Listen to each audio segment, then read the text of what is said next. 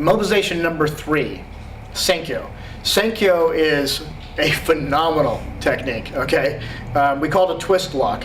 And the reason is because it twists the arm and the wrist and the fingers into a position that causes pain by spiraling the bones around each other, essentially. So your hand grabs across the top.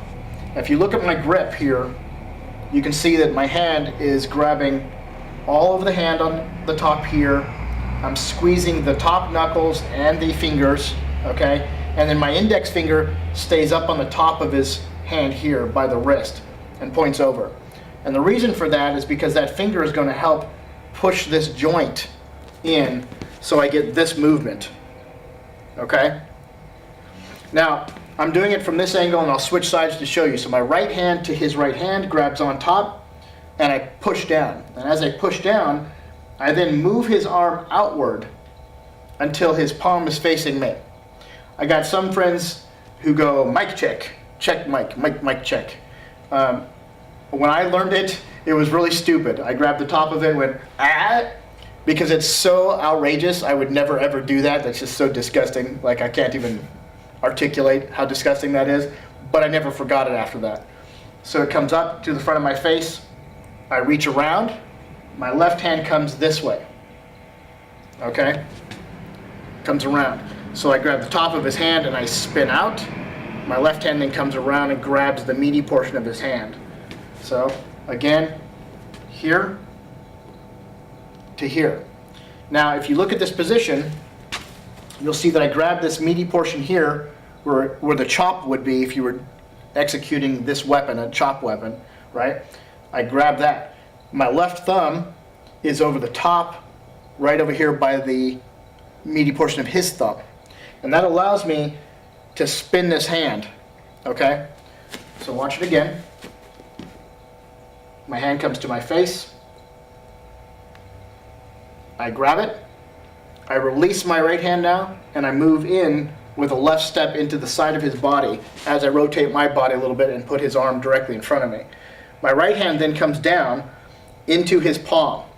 And what I do deliberately is on the callus line, if you look at the callus line of a hand, right?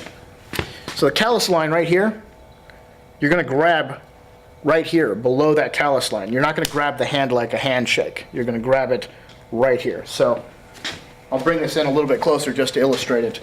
As I grab it here, I move it up, my hand comes around, and then I grab right here on this meaty portion. Turn towards me. You can see his callus line is right here. My left hand is above that on the meaty portion. I'm holding over the top of the thumb. My right hand comes up, goes right below that callus line, and the trigger point becomes his pinky finger using my hand sort of like a throttle. So picture this like a motorcycle. You're sitting on a motorcycle. How would you use the throttle, right? Vroom, vroom, vroom.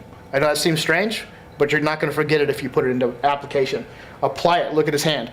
So back up here, bent out. So I'm hyperextending his hand towards his body. I've got this meaty portion, and now I'm going to rotate my hand on his pinky until he taps.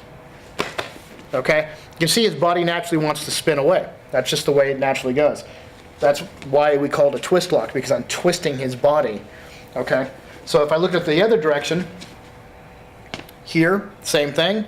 My hand comes around, I rotate my body out, and now I've got him into this twist lock, and I spin here until he taps or rotates away. Now the cool thing about it is as you get into this, as you progress more, what's going to happen is you're going to learn the takedowns from the front, takedowns from the rear. It turns into handcuffing technique for those of you who are in law enforcement or happen to work in combatives in the military and might have to deal with POWs or other civil unrest. So right hand comes on top, into the position, move here, and I can rotate him, okay? Again, the other side here, and I can rotate him. And then from this perspective, here, there, and there. Now, I'm out of line. That's not how I would normally do it. I would normally be in front of him, but that gives you an idea of how it looks. Nice and tight to the body, and then you can rotate. So that's Sankyo. That's immobilization number 3. Take your time to really get to know it, and work it and work it and work it, and then work your way through the intermediate and more advanced videos for takedowns and applications.